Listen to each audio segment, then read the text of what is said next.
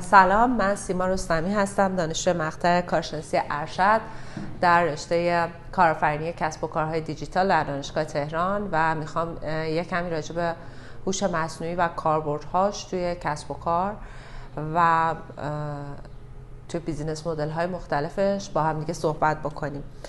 اول میپردازیم به تاریخچه در واقع AI، بعد راجع به کاربردهاش صحبت میکنیم و بیزینس مدل هایی که داره و بعدش هم راجع به نوآوری و حالا بیزینس مدل های جدیدی که توی این کسب و کارها هستن صحبت میکنیم. بریم سراغ اینکه یک هیستوری کوتاهی داشته باشیم از هوش مصنوعی.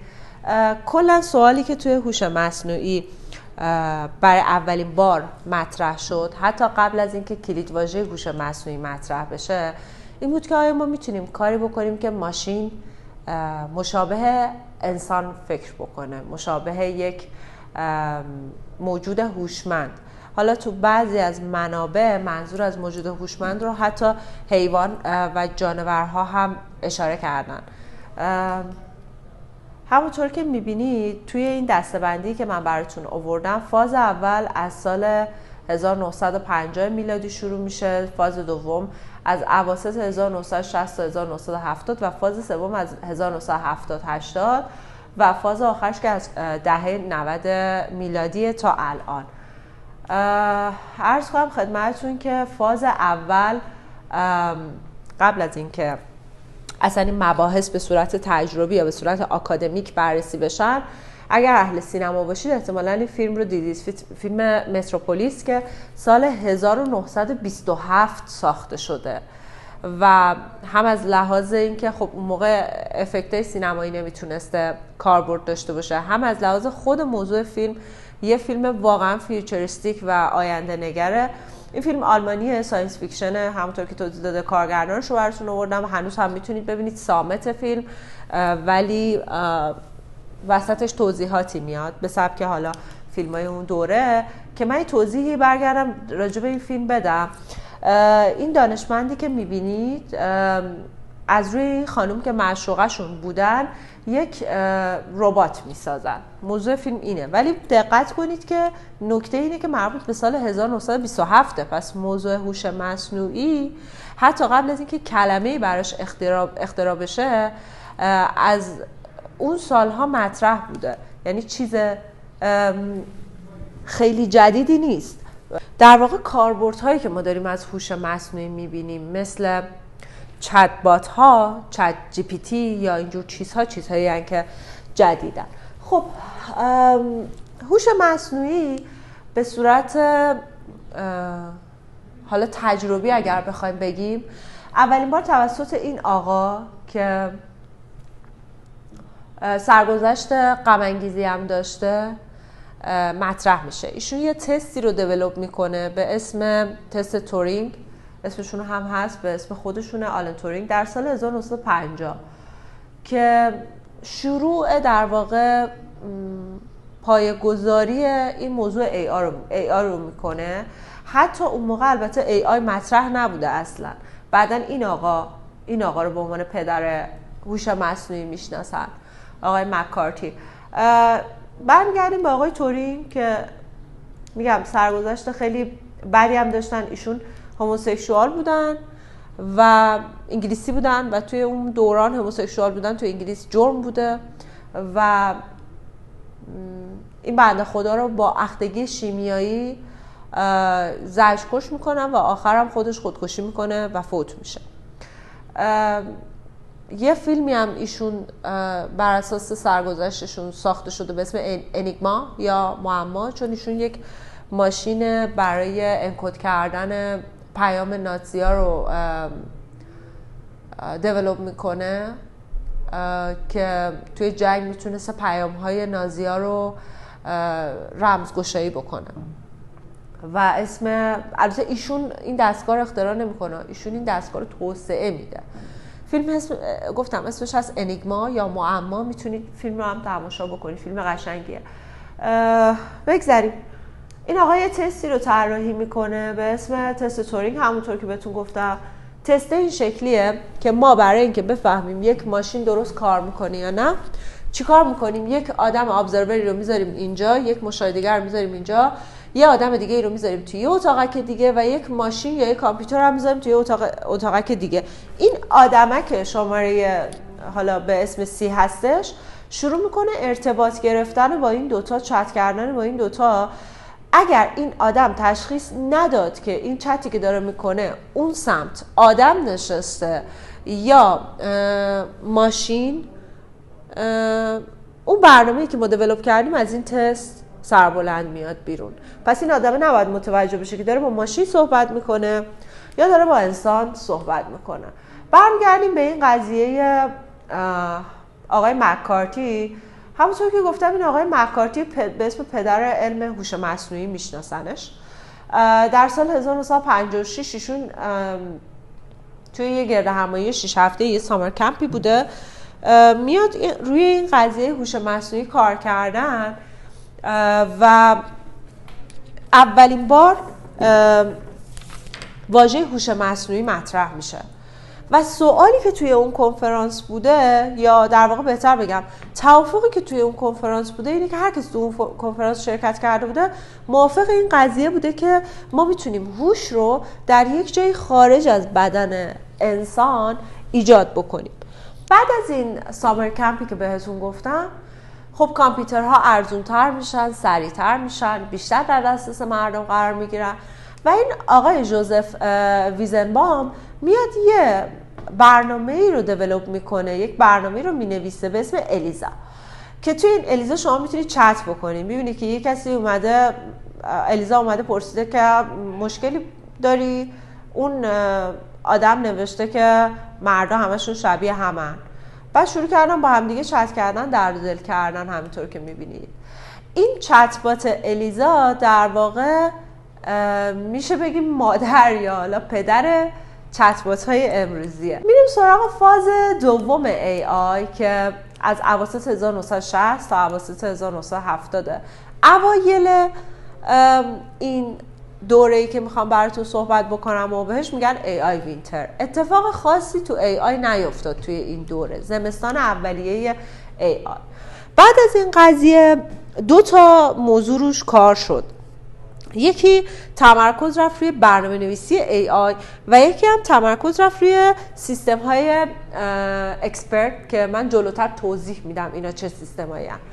در هر حال این آقایی که میبینید پروفسور دانشگاه استنفورد هستن، آقای وینوگارد، ایشون یه برنامه نوشت برای ربات که میتونستی شما به ربات بگی که این بلوک‌ها رو بردار، مثلا بلوک قرمز رو بردار، میگه اوکی بلوک قرمز رو برمیداره، بلوک قرمز بزرگ رو.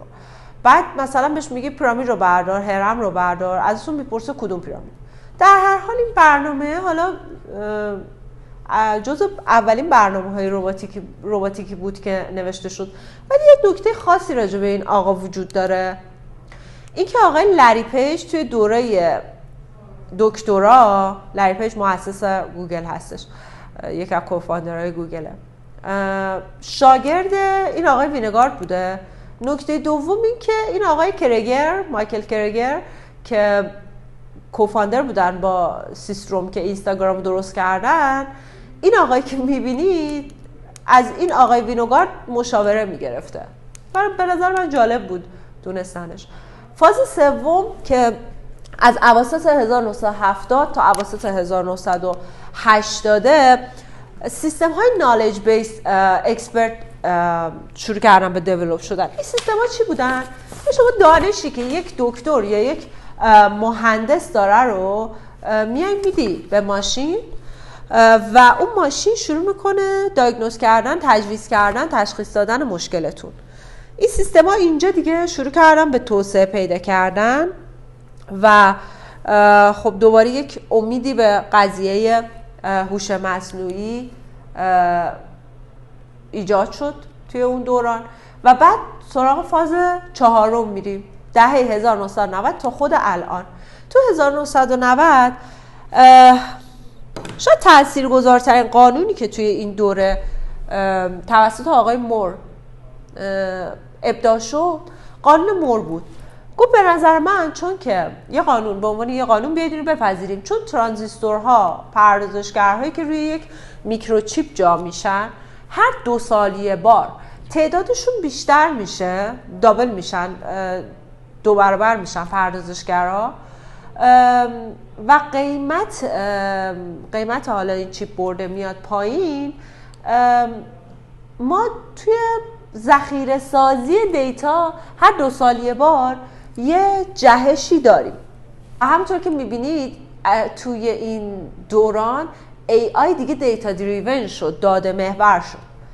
یکی از اتفاقاتی که توی سال 1997 افتاد اینه که شرکت IBM یه کامپیوتر به اسم دیپ بلو ساخت که در نبرد بین این کامپیوتر و آقای کاسپاروف که میبینید یک شطرنج باز روس بودن، کامپیوتر تونست برنده بشه. فیلمش هم خیلی دیدنیه، میتونید توی یوتیوب این فیلم رو پیدا کنید و ببینید. در سال 2002 شرکت آمازون با AI یک سیستمی رو توسعه داد که میتونست به شما محصول ریکامند بکنه، محصول مشابه ریکامند بکنه.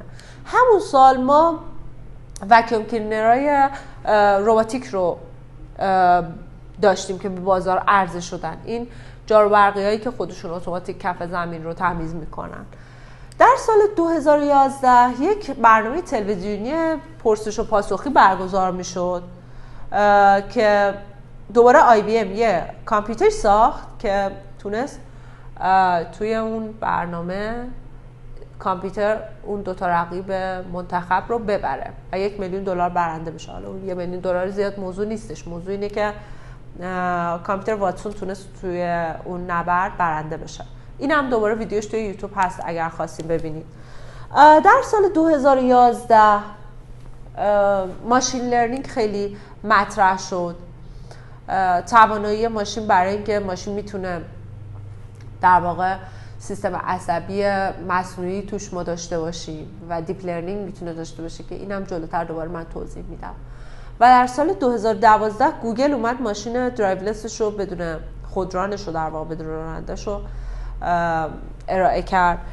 و سال 2016 آلفاگو که هوش مصنوعی گوگله تونست توی بازی بورد گیم گو رقیبش رو شکست بده. خب بریم سراغ کاربردهای AI و بیزینس مدل هایی که توی کسب و کارهای هوش مصنوعی میتونیم داشته باشیم. اینجا یک تعریفی اومده از در واقع تعریف دایرةالمعارفی اومده از هوش مصنوعی که میگه هوش مصنوعی یعنی توانایی یک کامپیوتر یا یک رباتی که توسط کامپیوتر کنترل میشه برای اینکه این بیاد یه کاری رو انجام بده که نیاز به هوش داره. اگر توی یوتیوب یه ذره سرچ بکنین یا توی مقالات بچرخید، حالا میگم یوتیوب به خاطر که زبانش به زبان ماها نزدیکتره، ساده تر داره توضیح میده، کمتر آکادمیکه،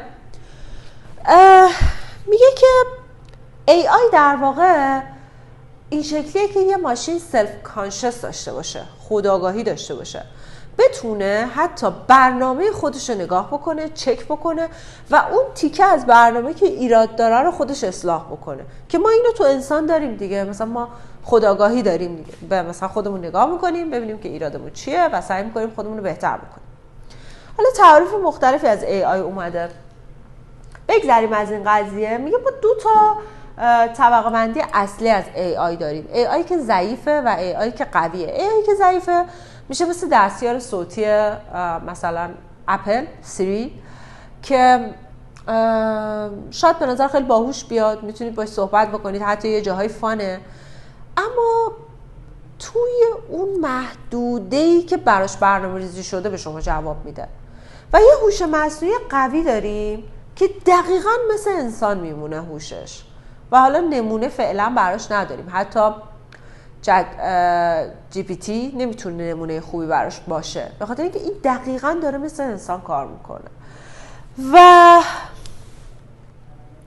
یه مثال براش اگر بخوام بیارم، مثلا شما صبح به سیری بگید صبح بخیر بهتون میگه صبح بخیر، ولی اگر به این هوش مصنوعی قوی بگید صبح بخیر میره براتون قهوه درست میکنه.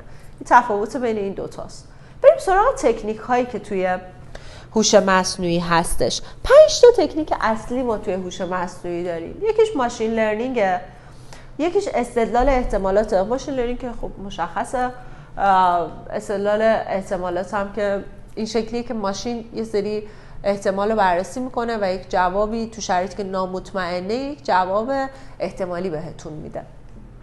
بعدی منطق فازیه که خیلی جالبه بدونید که این منطق فازی و پروفسور لطفی زاده که ایرانی هم بودن و استاد دانشگاه استنفورد هستن دیولپ کردن. خیلی جالبه این منطق فازی. به زبان ساده بخوام بهتون بگم، فکر کنید یه کولری داریم که با منطق فازی کار میکنه. وقتی که هوا خیلی گرمه، این هوش مصنوعی بهش دستور میده که درجه باید خیلی زیاد باشه، هوا رو خیلی سرد بکن. اگر معتدل باشه بهش میگه که همین حد نگه دار. اگر یه ذره گرم باشه بهش میگه یه ذره خنک بکن. اگر مثلا خیلی سرد باشه میگه یه ذره گرم کن. اگر خیلی گرم کن، یا مثلا اگر خیلی یه ذره سرد باشه میگه یه ذره هوا رو گرم کن. یعنی همچین چیزیه، غلط و درستی توش نیست، یه چیزی وجود داره و طبق اون ماشین یاد میگیره. که خیلی این جالبه منطق فازی. البته که بعضیا میگن منطق فازی درست نیست، ولی خب بالاخره یکی از تکنیک های AI منطق فازیه. حالا من سعی کردم با مثال خیلی واضح دم دستی براتون توضیح بدم، ولی خیلی پیچیده‌تر از این داستان هست. بعدی مهندسی هستی شناسیه که در واقع بازنمایی دانش یک حوزه است. اینم بخوام خیلی سادهش بکنم براتون، چطوری مغز یک بچه میفهمه که این صندلیه، این برد، این کامپیوتره، این انسانه، این پروژکتوره. دقیقاً ماشین رو هم همینجوری میایم پله پله با هستی شناسی بهش یاد میدیم که آنتوپولوژی، اگر درست خونده باشم، نه آنتولوژی اینجوری عذر میخوام، میایم بهش یاد میدیم که در واقع یه تکنیک تو AI دیگه، میایم بهش یاد میدیم که هستی رو بشناسه، محیط اطرافش رو بشناسه. و بعدی هم یک پارادایم برنامه‌نویسی منطقی که همونطور که بهتون گفتم میبینید اینجا دوباره آورده سیستم های اکسپرت و حالا دیسکریپشن لاجستیکا. بریم سراغ کاربردهای AI که اتفاقا ایناست که قراره به شما ایده بده. یعنی اصل قضیه همیناست که ایده بده بهتون برای کسب و کار مبتنی بر هوش مصنوعی داشتن یا دیولپ کردن. اولیش پردازش گفتاره که خب این که تشخیص بده یک کسی داره صحبت میکنه و اون صحبت رو بیاد آنالیز بکنه، تجزیه و تحلیل بکنه و حالا بتونه بهش جواب بده. دومین کاربردی که ما توی AI داریم NLP یا Natural Language Processing، پردازش زبان طبیعی. من چند وقت پیش از یکی از بات‌های چت جی پی تی اگر اشتباه نکنم یا یه بات دیگه ای بود، پرسیدم که کی به تو یاد داده که نیم فاصله رو در زبان فارسی رعایت بکنی و گفت من یه هوش مصنوعی ام، خودم میرم اینا رو یاد میگیرم و اینجور چیزا. و خیلی برای من جالب بود که حتی نیم فاصله زبان فارسی رو هم داره رعایت میکنه و به زبان گفتار داشت با من صحبت میکرد، به زبان نوشتار یعنی زبان خودمونی بودش. کاربردهایی که توی این قضیه میبینیم، ما مثلا میتونیم یه چیزی رو بدیم به AI، یه PDF رو بدیم به AI و برامون ترجمه بکنه، میتونیم باهاش صحبت بکنیم، میتونه تشخیص بده مثلا یه ایمیلی هرزنامه است و اون رو خودش حذف بکنه. بعدی بازنمایی دانش و استدلاله که همون قضیه در واقع نالج بیس اکسپرت ها رو داره اشاره میکنه که همون بهتون گفتم مثلا دانش یک دکتر یا یک مهندس رو بگیریم و توی یک ماشین پیاده بکنیم و اون ماشین بتونه دیاگنوز بکنه. بعدی کامپیوتر ویژنه که این توی فوتبال اگر حالا بخوام بهتون بگم، دیدید مثلا تشخیص حرکت میده یا برای استعدادیابی تو زمینه ورزش میتونید روش حساب بکنید، یا برای تشخیص چهره، یا برای ترک کردن اشیا، یا برای ردیابی اشیا و اینا. بعدی روباتیکه که مثلا توی پزشکی ما یه رباتی رو داریم به اسم داوینچی که باهاش عمل الان انجام میدن، یا مثلا یه رباتی هستش در دبی، یکی از کافه های دبی که کار اوردر گرفتن و اینها رو انجام میده. بعدی در واقع پیش بینی یک سناریوه که سناریو آینده اینا برای شرط بندی های فوتبال و اینجور چیزا استفاده میشه. پلنینگ و اسکیجولینگ که مثلا شما به ویز میگید که من روز دوشنبه ساعت 5 جلسه دارم به هم بگو که کی حرکت بکنم و اون براتون تحلیل میکنه با داده هایی که قبلا داشته و میگه که کی باید حرکت بکنید. بعدی روش های کنترل متد ها که مثل برای سیستم های کاربرداری که ما میخوایم هدایتشون بکنیم، مثل خودروهای خودران و AI توضیح شده که وقتی استفاده میشه که ما سیستم های چند عاملی سر کار داشته باشیم. اینم این مایند مپیه که من از یه سایتی در بردم برای هم تکنیک ها، حالا بیشترم توضیح داده، و هم فانکشن های AI یا کاربرد های AI. هم چند تا تصویری که دارید میبینید بازوهای رباتیکی که ماشین دارن سرهم میکنن، همون ربات داوینچی که بهتون گفتم، سیستم ترک کردن اشیا. توی فوتبال داره میگه مثلا رونالدو چقدر بازی کرده، چقدر دویده، نمیدونم استعدادش چقدره و اینجور چیزا. و اینکه آبجکت ترکینگ یا همون کنترل که برای سیستم‌های خودران و اینها داره استفاده میشه. بسیار خب، بریم سراغ بیزینس مدل هایی که توی حوزه هوش مصنوعی وجود داره. طبقه بندی این بیزینس مدل ها یا بر حسب تکنولوژیشونن یا بر حسب حوزه شونن یا ترکیبی از این دوتاست. ولی به صورت کلی ما میتونیم بخش AI رو، بیزینس مدل هاشو با بخش بایوفارما یکی بگیریم، داروهای زیستی یکی بگیریم. چرا؟ هر دوتاشون گرون هستن، هر دوتاشون تحقیق و توسعه، فرآیند تحقیق و توسعهشون طولانیه، هر دوتاشون اون سیکل سرمایه گذاریشون طولانیه، هر دوتاشون ممکنه که بازگشت سرمایه نداشته باشن، هر دوتاشون ممکنه که کم بازده باشن و تمرکز بودجه در مراحل خاص توسعه داشته باشن. اما این دو تا تفاوت اصلی دارن. اول اینکه فاز آزمایشی AI هم سریع‌تره هم کم دردسرتره. دومی اینکه ما چون پتنت پریود نداریم، دوره حالا اون ثبت اختراع نداریم توی دنیا برای این قضیه و بلا تکلیف یه جورایی، باعث میشه که حوزه AI مجبور بشه هی خودش رو تکامل بده و حتی بیاد سراغ درآمدزایی نره و مدل‌های فریمیوم رو تست بکنه.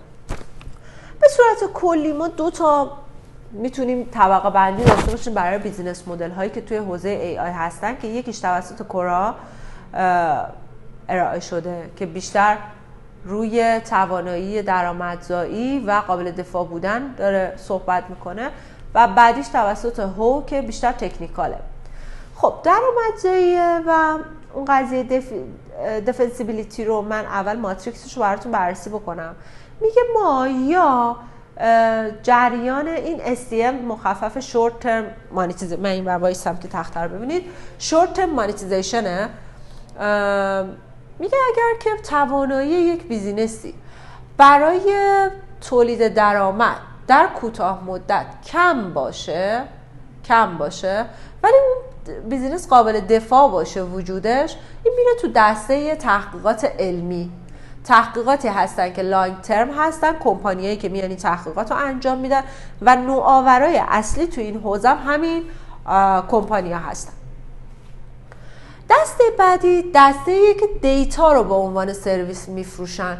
اینا دیتا ها رو جمع میکنن، دیتا خاصی رو جمع میکنن و اون دیتا رو میفروشن. بیگ دیتا میفروشن.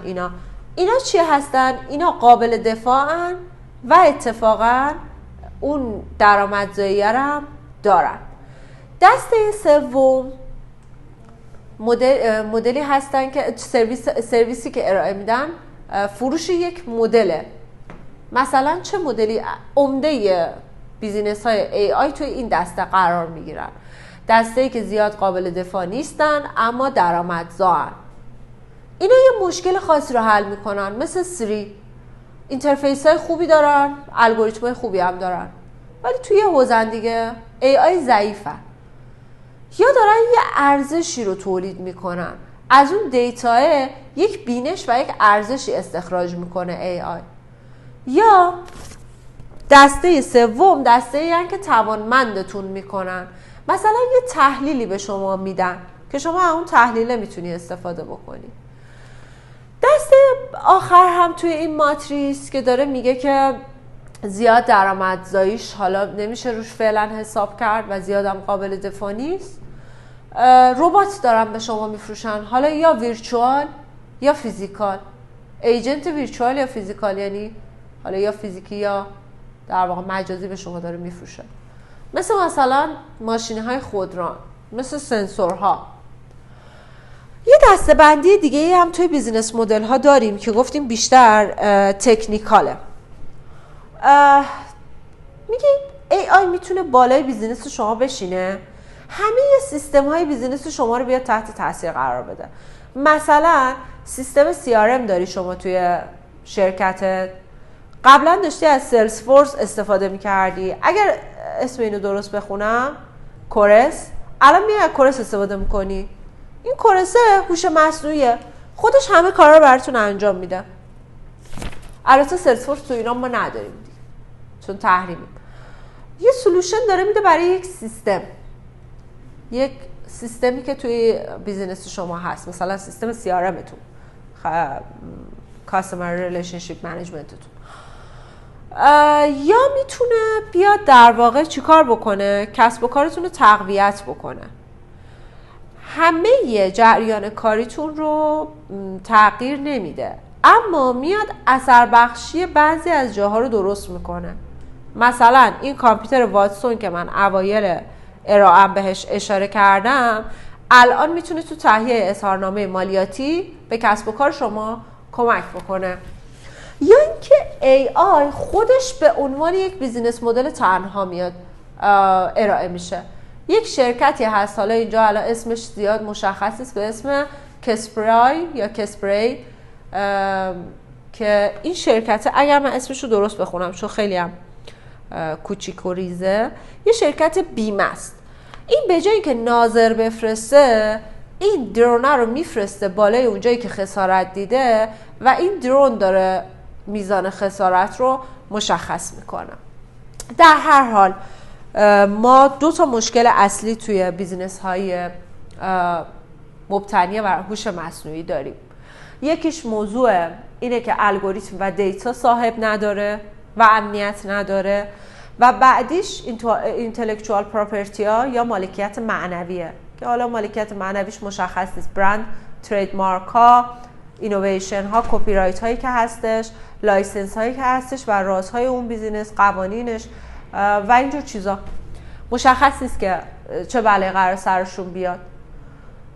حالا در ادامه من یه توضیح هم داشته باشم راجع به پروتکشن هایی که ما میتونیم توی بیزینس مدلمون، توی استراتژی بیزینس مدلمون بیاریم، که رسمیاش میشه پتنت ثبت بکنیم، ترید مارک داشته باشیم، حق طراحی داشته باشیم، کپی رایت داشته باشیم، و غیر رسمیاش مثلا میشه ترید سکتورها، complexity of product and manufacturing process و lead time advantage. بعد شرکت ها رو میگه که IBM اون بالا پیشتازه، بعدش مایکروسافت و توشیبا و سامسونگ و همینجوری میاد پایین، و بعدش هم شرکت ها رو داره میگه چین فعلا Chinese Academy of Science بیشتر از همه پتنت ثبت کرده، یا آلفابت میبینید بیشتر از همه این شرکت های AI محور رو خریده، بعد از آلفابت گوگل اپل، بعد مایکروسافت، سیسکو، همینجوری. IBM به خاطر این کمتر خریده، اکوایر کرده که خودش داره این کار رو انجام میده دیگه. خیلی ممنون که به این ارائه گوش دادین و عذر میخوام اگر کامل و جامع نبود یا اگر جایی اشتباه کردم، ولی امیدوارم که یه سرنخی راجع به کسب و کارهای هوش مصنوعی به زبان فارسی بهتون داده باشم. متشکرم از توجهتون. اگر کامنتی دارین برام این زیر لطفاً کامنت بکنید.